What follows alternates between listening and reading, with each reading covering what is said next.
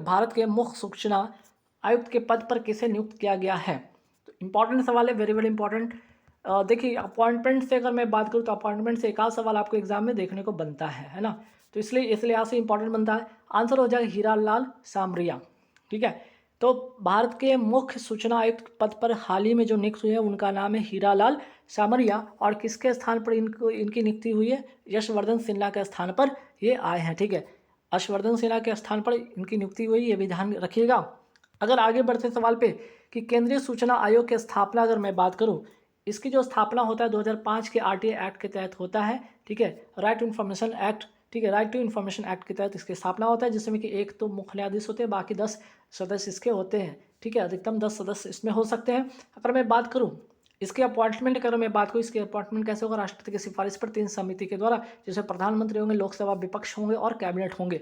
और ये अगर मैं पूछ लूँ कि ये क्या वैधानिक संस्था है या संवैधानिक, तो ये कैसी संस्था है? वैधानिक संस्था है, ना कि संवैधानिक संस्था है। तो ये कैसी संस्था है आपकी? वैधानिक संस्था। ये भी आप नोट रखिए, क्योंकि कई बार एग्जाम के सवाल आपसे बन जाते हैं। चलिए आगे बढ़ते हैं सवाल पे कि चलिए अगर बात हो रही है सूचना आयुक्त के मुख्य सूचना आयुक्त पद पे, तो ये हो गए। और अगर मैं पूछ लूँ कि भारत के पहले मुख्य सूचना आयुक्त कौन थे, तो वजाहत हबीबुल्लाह। ठीक है, ये भी नाम याद रखिएगा आप लोग। ठीक, चलिए नेक्स्ट सवाल पे आते हैं। नेक्स्ट सवाल क्या है आपका कि महिला एशियाई हॉकी चैंपियनशिप ट्रॉफी 2023 की विजेता टीम कौन बनी? ठीक है, महिला एशियाई हॉकी चैंपियनशिप ट्रॉफी 2023 की विजेता टीम है वो है भारत। किसको हराकर? जापान को हराकर। ये भी ध्यान रखिएगा, जापान को हराकर। और अगर मैं पूछ लूँ कि इसमें शुभंकर क्या था? जूही। जूही एक हाथी का नाम है। ठीक है, जो कि बेतला नेशनल पार्क कहाँ पे? झारखंड में। ठीक है, रांची झारखंड का ये है। झारखंड का ये है क्या है आपका? झारखंड का ये बेतला नेशनल पार्क है, जहाँ पे जूही हाथी पाया जाता है। और इसी को ये शुभंकर बनाया गया था, ये भी ध्यान रखिएगा। और इसका जो महिला एशियाई हॉकी चैंपियनशिप ट्रॉफी 2023 की जो विजेता टीम है भारत, इसका जो आयोजन हुआ था वो होता है रांची झारखंड में। 7वां संस्करण है, ये भी ध्यान रखिएगा। और इसकी जो कैप्टन थी वो थी सविता पुनिया थी, ये भी आप नोट कर लीजिएगा। अगर मैं इसमें पूछूँ कि प्लेयर ऑफ द टूर्नामेंट किसे मिला, तो सलीमा टेटे जो कि झारखंड की, इनको ये मिला। तो महत्वपूर्ण सवाल है। ठीक है, वेरी वेरी इंपॉर्टेंट सवाल। महिला एशियाई हॉकी चैंपियनशिप ट्रॉफी 2023 की विजेता टीम रही भारत और जापान को हराकर। अब आइए एक और महत्वपूर्ण सवाल की ओर बढ़ते, जिससे जो कि काफ़ी महत्वपूर्ण है। वो है आपका 19वां एशियन गेम्स 2022। तो अगर मैं पूछूँ एशियन गेम्स जो हुआ है वो किस क्रम का है, तो ये भी याद रखिएगा 19वें क्रम का है। पहला चीज़ मैं बात कर लूँ कि एशियन गेम्स 2022-23 में भारतीय हॉकी टीम ने कौन से पदक जीते हैं, तो ये भी याद रखिएगा गोल्ड जीता है। ठीक है, एशियन गेम्स 2022-23 में भारतीय हॉकी टीम ने कौन सा पदक जीता है? गोल्ड जीता है।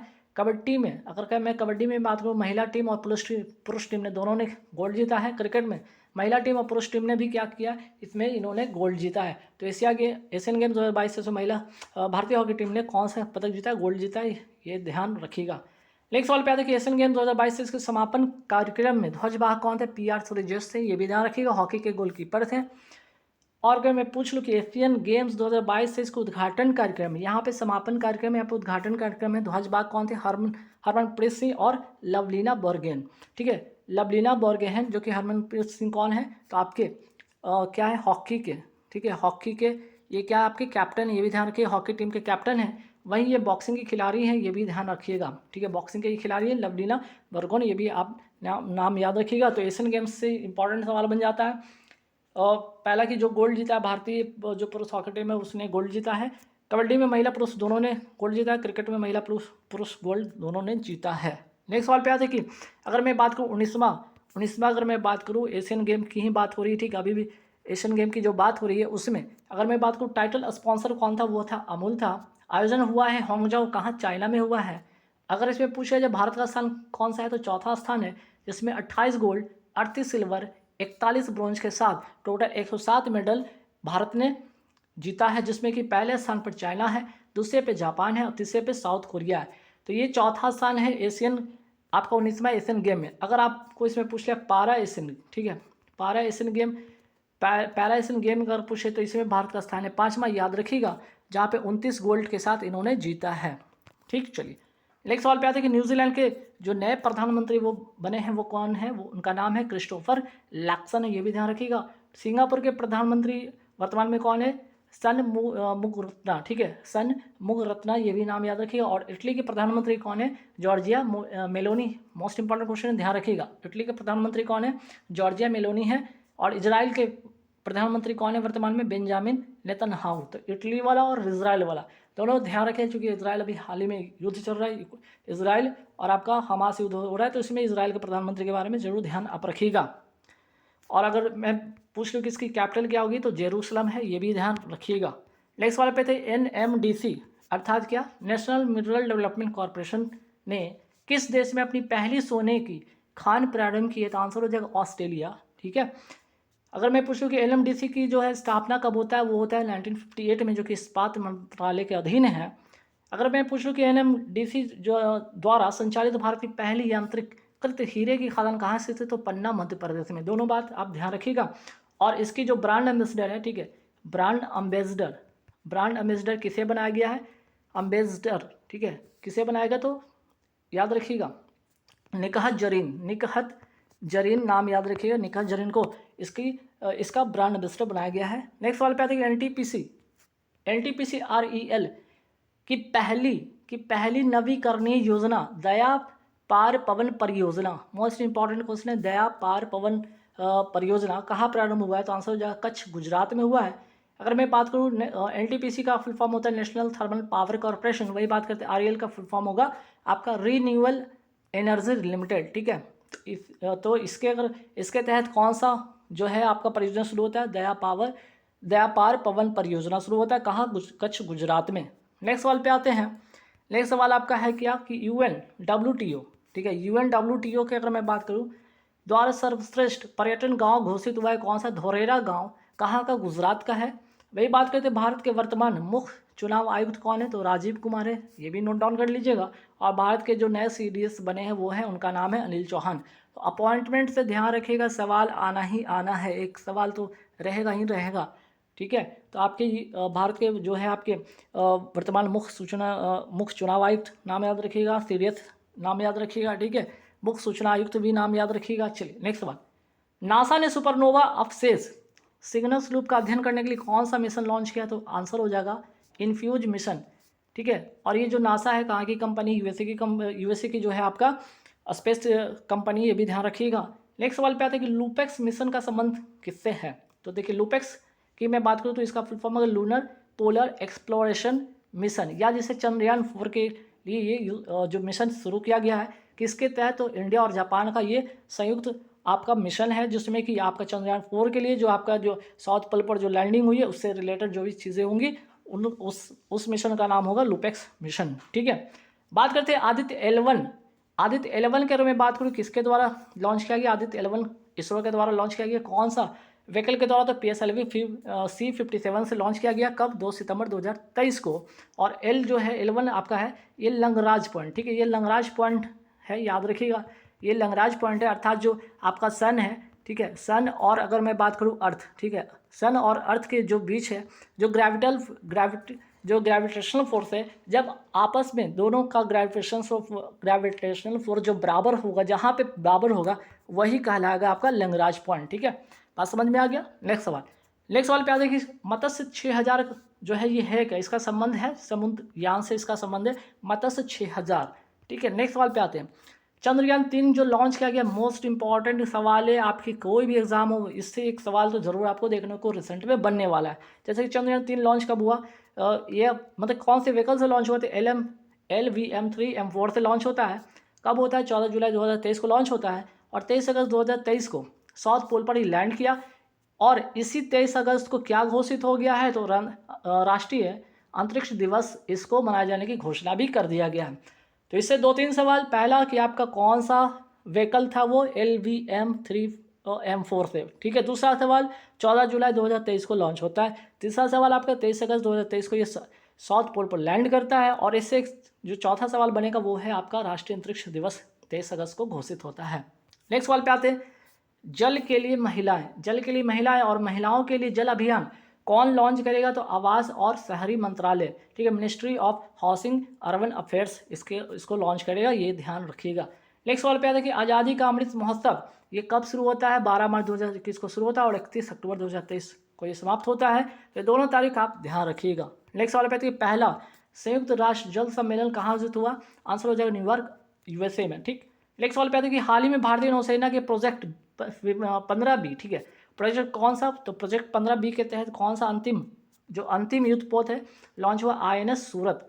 तो अगर ये अंतिम पोत होगा तो पहला, दूसरा, तीसरा भी कुछ होगा। ठीक है, पहला बात की ये मंझगांव डॉक लिमिटेड मुंबई द्वारा ये निर्मित किया गया है और सिर्फ 4 स्टील्थ विध्वंसक जहाज जो दुश्मन के रडार को पकड़ में ना आने वाला होगा, ऐसा ये इसका डेवलपमेंट होगा, जिसमें कि पहला आपका हो गया आपका INS विशाखापत्तनम, सेकंड हो गया INS मोरमुगांव और तीसरा जो आपका हो गया INS इम्फाल और चौथा जो आपका ये हो गया INS सूरत। ये चारों नाम ध्यान रखिएगा। नेक्स्ट सवाल पे आते हैं प्रोजेक्ट 75। प्रोजेक्ट 75 के अंतर्गत 6 स्कॉर्पियन पनडुब्बी जहाज का निर्माण होगा और इंडिया और फ्रांस के ये संयुक्त जो है आपका ये मिशन है। ठीक है, इंडिया और फ्रांस का संयुक्त मिशन है, जिसमें कि INS Kalvari, INS Khanderi, INS करंज, INS बेला, INS वागीर और INS बक्सीर इसको बनाया गया है। नेक्स्ट सवाल पे आते हैं कि INS अरनाला ये है क्या एक्चुअली में? INS अरनाला जो है पनडुब्बी रोधी भारत का पहला जहाज है जो चेन्नई से लॉन्च होता है। वही बात करते हैं INS विक्रांत, ये क्या है? भारत का पहला स्वदेशी विमान वाहक पोत जो कि कोच्चि से लॉन्च हुआ है। ठीक है, INS विंध्यगिरी, ठीक है, INS विंध्यगिरी ये क्या है? प्रोजेक्ट 17A के तहत आपके 6ठे नंबर का है INS विंध्यगिरी और 7वें नंबर का होगा वो होगा INS महेंद्रगिरी। ठीक है, नेक्स्ट सवाल पे आते हैं कि हाल ही में FIDE ग्रैंड स्विस शतरंज प्रतियोगिता के महिला वर्ग का खिताब किसने जीता है? तो R वैशाली। अगर मैं बात करूँ R वैशाली, ये भारत की पहली महिला होंगी जो यहाँ पे ये खिताब को जीती हैं। और ये कौन है ये भी याद रखिएगा, R प्रज्ञानंद की बहन, वही जिन्होंने हाल ही में किसको हराया था? जो आपके कार्लसन को। ठीक है, मैगलन कार्लसन को, जिन्होंने जो विश्व शतरंज चैंपियनशिप 2023 हुआ उसमें R प्रज्ञानंद उपविजेता बनते हैं। वही जो मैगन ठीक है, मैगलन कार्लसन जो कि विजेता होते हैं, तो वही है प्रज्ञानंद जिनकी ये बहन है, जिन्होंने अभी हाल ही में FIDE ग्रैंड स्विस शतरंज प्रतियोगिता का महिला वर्ग का खिताब जीता है। जो उसी में अगर मैं बात करूँ पुरुष कौन जीता है, तो पुरुष जीता है विदेश गुजराती ने जीता है और आयोजन होता है इसका इंग्लैंड में। ठीक है, इसका आयोजन कहाँ होता है? इंग्लैंड में। वही बात करते हैं विश्व शतरंज चैंपियनशिप 2023 के विजेता कौन है? मैगलन कार्लसन, अभी मैंने जैसे कि जिक्र किया भी था, और किसको हराकर? R प्रज्ञानंद को हराकर। विश्व शतरंज दिवस कब मनाया जाता है? 20 जुलाई को मनाया जाता है। वही बात करते हैं कि 83वां 83rd जो आपका ग्रैंड मास्टर कौन बने? ग्रैंड मास्टर बने हैं आदित्य सावंत, क्योंकि महाराष्ट्र के हैं। नेक्स्ट सवाल पे आते हैं कि देखिए टोक्यो ओलंपिक से इसलिए सवाल बनेगा क्योंकि ये 4 साल पे होता है। अगला जो होगा आपका 2024 में होगा, पेरिस फ्रांस में होगा। लेकिन जब तक 2024 से पहले जो भी एग्जाम होगा उसमें सवाल आपको देखने को बनेगा कि टोक्यो ओलंपिक 2020 में भारत की कौन सी रैंक थी? 48 था। वही टोक्यो पैरालंपिक में भारत की कौन सी स्थान थी? 24वां था। सेमीकॉन इंडिया 2023 का आयोजन कहाँ होता है? गांधीनगर, गुजरात में होता है। नेक्स्ट सवाल पे आते हैं कि हाल ही में अंतर्राष्ट्रीय क्रिकेट में टाइम आउट होने वाले खिलाड़ी कौन बन गए हैं? तो एंजेला मैथ्यूज। ठीक है, 146 वर्ष में ये पहली बार ये होता है। श्रीलंका के खिलाड़ी एक्चुअली में होता क्या है, अभी ICC वर्ल्ड कप जो चल रहा है, ठीक है, क्या चल रहा है? ICC वर्ल्ड कप अभी चल रहा है। ठीक है, जिसमें कि आपका क्या होता है यहाँ पे श्रीलंका वर्सेस जो है आपका बांग्लादेश, श्रीलंका वर्सेस बांग्लादेश के साथ ये मैच होता है, जहाँ पे 2 मिनट का अंतर्राष्ट्रीय मैच में आपको जो है एक खिलाड़ी को आउट होने के बाद 2 मिनट के अंदर में आपको क्रीज पे आना होगा, बॉल के साथ जो बॉलर उनके साथ फेस करना होगा। लेकिन वो खिलाड़ी जब क्रीज पर आते हैं तो उनका हेलमेट क्या होता है, वो टूट जाता है और दूसरा हेलमेट के लिए जब तक वो बुलाते हैं तब तक इनका 2 मिनट जो है टाइम आउट हो जाता है। और बांग्लादेश के जो हैं आपके जो कैप्टन हैं उन्होंने कहा कि 2 मिनट पार हो गया अंपायर को, और इसके वजह से अंपायर को मजबूरन क्या हुआ, उनको टाइम आउट के थ्रू आउट करार दे दिया गया। ठीक है, 0 बॉल 0 रन पर ये आउट होते और ये ऐसे होने वाले पहले खिलाड़ी बन गए हैं, इसलिए ये चर्चा में है, ध्यान रखिएगा। नेक्स्ट सवाल पे आते हैं इंटरकॉन्टिनेंटल कप 2023 के विजेता कौन है? भारत है, और किसको हराकर? लेबनान को हराकर। और फुटबॉल का ये कप है, ये जो है जो खेल है वो फुटबॉल से संबंधित है। वही बात करते हैं लेबनान की राजधानी क्या है? बेरूत। एशिया कप 2022 जो कि क्रिकेट से संबंधित खेल है का विजेता कौन बना? भारत बना है श्रीलंका को हराकर। वही बात करते हैं हाल ही में भारतीय नौसेना की सबसे बड़ी नौकायान championship 2023 regatta, most important question है। ठीक है, नौकायान चैंपियनशिप 2023 किसका? तो भारतीय नौसेना का क्या तो रेगाटा कहाँ प्रारंभ हुआ? मुंबई महाराष्ट्र में। ठीक है, चलिए नेक्स्ट सवाल पे आते हैं कि पहला C295 MW परिवहन विमान भारत ने कहाँ से लिया है? तो स्पेन से लिया है। तो पहला जो है फर्स्ट वाला तो यहाँ से लिया है। ठीक है, फर्स्ट वाला यहाँ से लिया, स्पेन से लिया है, भारत ने लिया। बाकी जो बनेगा इसका उसका निर्माण होगा गुजरात बड़ोदरा में इसका निर्माण होगा। कौन सी कंपनी करेगी? एरोबेस कंपनी टाटा के बीच में समझौता होता है और ये इसकी निर्माण करने वाली है। नेक्स्ट सवाल पे आते हैं कि चर्चा में रहा प्रचंड का संबंध किससे? तो प्रचंड क्या है भाई? एक हल्का लड़ाकू विमान है जो कौन हिंदुस्तान एरोनॉटिकल्स लिमिटेड के द्वारा इसका निर्माण किया गया और इसका लॉन्च किया गया है कहाँ से? तो अरुणाचल प्रदेश में इसको लॉन्च किया गया है। नेक्स्ट सवाल पे आते हैं कि डॉर्नियर 228 क्या है? तो भारत ने श्रीलंका को ये जो है आपका विमान दिया है, डॉर्नियर 228 दिया है। किसको? भारत ने श्रीलंका को दिया है। नेक्स्ट सवाल पे आते हैं CBSE का नया प्रशासनिक कार्यालय कहाँ स्थापित होगा? UAE होगा, ध्यान रखिएगा। और भारत के कितने बायोस्फीयर रिजर्व यूनेस्को में शामिल है? तो ये भी ध्यान रखिए, 18 बायोस्फीयर रिजर्व यूनेस्को में भारत के शामिल हैं। और विश्व बायोस्फीयर दिवस मनाया कब जाता है? 3 नवंबर को। और इसलिए महत्वपूर्ण बन जाता है कि 2022 से शुरू हुआ है। ठीक है, तो इसका सेकंड संस्करण है, वेरी वेरी इंपॉर्टेंट है। 2023 में इसका क्या है? सेकंड संस्करण है, 2022 से शुरू होता है। नंबर 1 पे आते हैं, रज़्मनामा। ठीक है, रज़्मनामा किसकी फारसी अनुवाद है? ठीक, रज़्मनामा किसकी फारसी अनुवाद है? तो ये महाभारत की फारसी अनुवाद है और अकबर के दरबार में इसको अनुवाद किया गया था। ठीक है, नेक्स्ट सवाल पे आते हैं कि अकबरनामा या आयने अकबरी किसने लिखा था? ये लिखा था अबुल फजल ने लिखा था। फिर आगे बढ़ते सवाल पे कि तुजुक ए बाबरी। ठीक है, तुजुक ए बाबरी ये क्या है? तो बाबर की ये आत्मकथा थी जिसे बाबर ने तुर्की भाषा में, भाषा कौन सी? तुर्की भाषा में लिखा था। ये भी सवाल आपके एग्जाम में आता है। बुलंद दरवाजा का निर्माण किसने करवाया था? अकबर ने कराया था, गुजरात विजय के उपलक्ष्य में बनवाया था इसको। बात करते पंचमहल। पंचमहल का भी निर्माण किसने करवाया था? अकबर ने करवाया था। फतेहपुर सिकरी में शीश महल का निर्माण भी अकबर ने कराया था। हुमायूं का मकबरा, हुमायूं का मकबरा किसने बनवाया था? दिल्ली में। सबसे बड़ी बात यहाँ पे ये होगा कि सवाल आपके एग्जाम में ये पूछा जाता है कि हुमायूं का मकबरा है कहाँ? तो दिल्ली में इंपॉर्टेंट है। और बनाया था किसने? अकबर ने बनवाया था। बात करते हैं जजिया कर, ये भी अच्छा सवाल है जो कि बहुत बार एग्जाम में पूछा जा चुका है। किसने समाप्त किया? अकबर ने समाप्त किया 1564 में। और जजिया कर को पुनः लागू किसने किया? तो औरंगजेब ने लागू किया। नेक्स्ट सवाल पे आते, देखिए ये जो युद्ध है ना, ये काफ़ी इंपॉर्टेंट जो मैं युद्ध बताने वाला हूँ, यहाँ से 1 या 2 मार्क्स के सवाल आपके एग्जाम में पक्का छपने वाला है। पहला सवाल, पानीपत का प्रथम युद्ध कब हुआ था? तारीख के साथ याद रखिए, 21 अप्रैल 1526 को होता है। बाबर और इब्राहिम लोदी के बीच में होता है। इसी युद्ध में बाबर ने कौन सा तुगमा पद्धति का उपयोग किया था? ठीक, जिसमें कि बाबर जीतता है और इब्राहिम लोदी हार जाता है। तुगलुमा जो युद्ध होता है, क्या होता है कि जो युद्ध होता है जिसमें कि लेफ्ट, ठीक है, लेफ्ट साइड से, राइट साइड से और मिडिल से, ठीक है, इस तरह से अपनी सेना को क्या सेट किया जाता है लड़ने के लिए। ठीक, बात करते हैं यहाँ पे क्वेश्चन नंबर 11 पे कि पानीपत का दूसरा युद्ध कब हुआ था? ये हुआ था आपका 5 नवंबर 1556 को हुआ था। ठीक है, 1556 याद रखिएगा। पानीपत का पहला युद्ध। दूसरा युद्ध ये हुआ था आपका हेमू तथा अकबर के बीच में हुआ था। यहाँ पे हेमू हार जाता है और अकबर जीत जाता है। ठीक है, पानीपत का तीसरा युद्ध होता है 1761 में, अहमद शाह अब्दाली तथा मराठा के बीच में होता है। यहाँ पे अहमद शाह अब्दाली जीत जाता है और मराठा हार जाता है। फिर आगे बढ़ते हैं, खानवा के युद्ध। खानवा के युद्ध कब होता है? 17 मार्च 1527 को होता है। राणा सांगा और बाबर के बीच में होता है। यहाँ राणा सांगा हार जाता है और बाबर यहाँ पे जीत जाता है।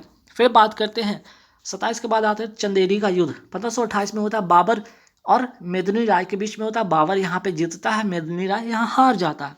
फिर बात करते हैं घाघरा का युद्ध। घाघरा का युद्ध होता है 1529 में। बाबर और अफगान के बीच में, यहाँ पे बाबर जीतता है और अफगानी हार जाते हैं। हल्दी घाटी का युद्ध होता है 1576 में। अकबर और महाराणा प्रताप के बीच में, यहाँ पे अकबर जीतता है और महाराणा प्रताप हार जाते हैं। दीन ए इलाही की स्थापना किसने किया था? अकबर ने किया था। अब्दुल समद महान चित्रकार किसके दरबार में था? अकबर के दरबार में था। चित्रकला का स्वर्ण युग किसके समय को कहा जाता है? जहांगीर के समय को चित्रकला का स्वर्ण युग कहा जाता है। संगीतकार तानसेन किसके दरबार में था? अकबर के दरबार में था। दहशाल व्यवस्था को लागू करने वाले दीवान कौन थे? टोडरमल। और टोडरमल किसके दरबारी थे? तो अकबर के दरबारी थे। प्रसिद्ध सूफी संत सलीम चिश्ती किसके समकालीन थे? अकबर के समकालीन थे। अब देखिए यहाँ से 3 सवाल ये भी बहुत ही महत्वपूर्ण है, ठीक है। VVI याद रखिएगा, कर लीजिएगा इसको। जैसे रैयतवारी व्यवस्था किसके द्वारा, ठीक है, किसके द्वारा दक्षिण भारत अर्थात मद्रास में लागू हुआ था?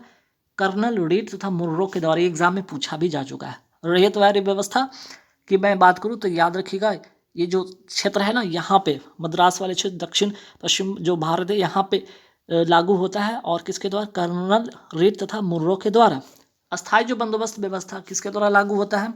तो आपका कॉर्नवालिस के द्वारा। और कहाँ पे? बिहार, बंगाल, उड़ीसा, ये वाला जो क्षेत्र है यहाँ पे, ठीक। तो अस्थायी बंदोबस्त कॉर्नवालिस। महलवारी बंदोबस्त व्यवस्था किसने लागू किया था? हॉल्ट मैकेंजी के द्वारा। उत्तर भारत, ठीक है, उत्तर एवं उत्तर पश्चिम भारत में हुआ था, ठीक। तो हॉल्ट मैकेंजी याद रखिएगा, कॉर्नवालिस और यहाँ पे कर्नल रीड एवं मुर्रो, ये तीनों काफ़ी इंपॉर्टेंट हैं। अब आते हैं बंगाल का गवर्नर। बंगाल का प्रथम गवर्नर कौन हुआ? रॉबर्ट क्लाइव हुआ था। और 1757 प्लासी के युद्ध के समय यही था वो बंदा, ठीक है। बंगाल का पहला गवर्नर जनरल कौन बना? वारन हेस्टिंग बना। सवाल आपसे पूछ लीजिएगा, भारत का पहला गवर्नर, या तो बंगाल का गवर्नर जनरल हो गया। अब बंगाल का गवर्नर भारत का गवर्नर जनरल होगा तो पहला कौन हुआ? विलियम बेंटिक हुआ। भारत का पहला वायसराय कौन हुआ? कैनिंग। इसी के समय 1857 की क्रांति होती है। स्वतंत्र भारत के पहले गवर्नर जनरल कौन हुआ? माउंटबेटन हुआ। स्वतंत्र भारत के पहले भारतीय गवर्नर जनरल कौन हुआ? सी राजगोपालाचारी हुए। स्वदेशी आंदोलन के समय वायसराय कौन था? कर्जन था। कब का ये घटना है? 1905 का। असहयोग आंदोलन के समय वायसराय कौन था? चेम्सफोर्ड था। और असहयोग आंदोलन हुआ था कब? 1920 में। संविलियन अवज्ञा आंदोलन के समय वायसराय कौन था? इरविन था। और ये हुआ कब था आंदोलन? 1930 में। भारत छोड़ो आंदोलन के समय वायसराय कौन था? लिलिंथगो था। और ये हुआ था कब? 1942 में। भारतीय प्रेस का मुक्तिदाता किसे कहा जाता है? चार्ल्स मेटकॉफ को। वर्नाकुलर प्रेस एक्ट लागू कब हुआ? लिट्टन के द्वारा लागू हुआ 1878 में। वर्नाकुलर प्रेस एक्ट को समाप्त किसने किया? रिपन ने किया 1882 में। सती प्रथा को समाप्त करने वाला पहला वायसराय कौन था? William Bentinck. और 1829 में राजा राम मोहन राय के सहयोग से यह समाप्त किया। दास प्रथा का उन्मूलन कब हुआ? 1843 में एलन बरो के द्वारा। व्यापकत या डॉक्ट्रिन ऑफ लैप्स या हड़प नीति किसने शुरू किया? डलहौजी ने शुरू किया था। और व्यापकत सिद्धांत या हड़प नीति द्वारा सबसे पहली रियासत को अंग्रेजी साम्राज्य में मिलाया गया, 17 को। और हड़प नीति के द्वारा अवध को कुशासन का आरोप लगाकर इसे अपने साम्राज्य में मिलाया गया था, अवध को। और इस समय अवध के नवाब कौन थे? वाजिद अली शाह। और याद रखिएगा, इसी हड़प नीति के तहत झांसी को गोद निषेध प्रथा के द्वारा अंग्रेजी साम्राज्य में मिला लिया गया था, झांसी को। सहायक संधि की शुरुआत किसने की थी? डुप्ले ने, फ्रांसीसी गवर्नर था। और भारत में सहायक संधि का प्रयोग सबसे ज़्यादा किसने किया? बेलेस्ली ने किया। पहली रियासत जो थी इस संधि के द्वारा हैदराबाद 1798 में, जिसने सहायक संधि को स्वीकारा था। इंदौर के होलकरों ने सहायक संधि को स्वीकार नहीं किया था, ये भी ध्यान रखना आपको। संवाद कौमुदी और मिरायतुल अखबार के संपादक कौन थे? राजाराम मोहन राय।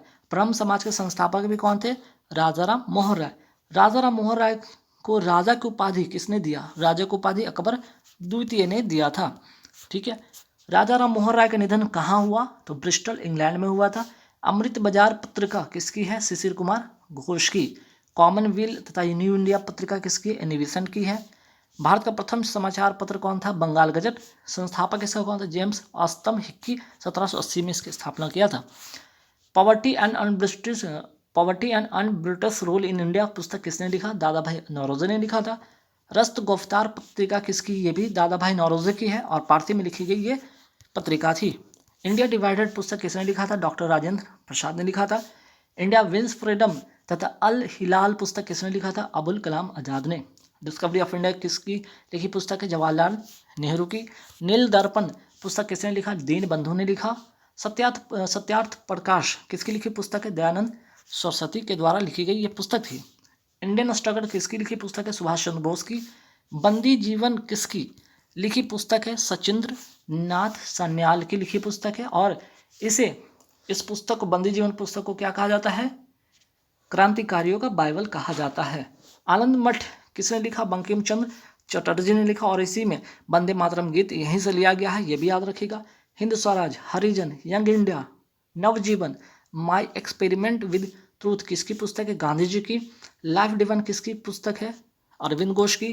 गुलामगिरी किसकी पुस्तक है? महात्मा ज्योतिबा फूले की। बुद्ध चरित किसकी कृति है या रचना है? अश्व घोष की। गीता रहस्य किसकी लिखी रचना है? बाल गंगाधर तिलक की। कादम्बरी बाण भट्ट की। रजत रंगिनी कल्हण की। रत्नावली हर्षवर्धन की। पद्मावत मलिक मोहम्मद जैसी के द्वारा लिखी गई पुस्तक है। महाभाष्य पतंजलि की लिखी गई पुस्तक है। मृच्छकटिकम शूद्रक की लिखी हुई है।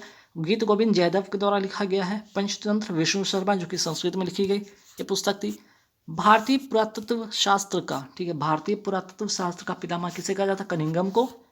और भारतीय पुरातत्व सर्वेक्षण संस्था की स्थापना किसने किया था? कनिंघम ने 1861 में। और इसका मुख्यालय कहाँ है? नई दिल्ली। एरन अभिलेख का संबंध किससे? भानुगुप्त से। सती प्रथा का पहला साक्ष्य इसी अभिलेख में मिलता है। एपिग्राफी अर्थात अभिलेखों का अध्ययन कहलाता है ये। जूनागढ़ या गिरनार अभिलेख का संबंध किस स्मारक से? रुद्रा किस शासक थे? रुद्रा दामा शासक से है। प्रयाग स्तंभ लेख का संबंध किस शासक से? समुद्रगुप्त से है। एहोल अभिलेख का संबंध पुलकेशिन द्वितीय से है। ठीक। भीतरी एवं जूनागढ़ अभिलेख का संबंध किससे है? स्कंद गुप्त से है। प्रयाग प्रशस्ति के लेखक कौन है? हरिसेन। ये समुद्रगुप्त के दरबारी कवि थे।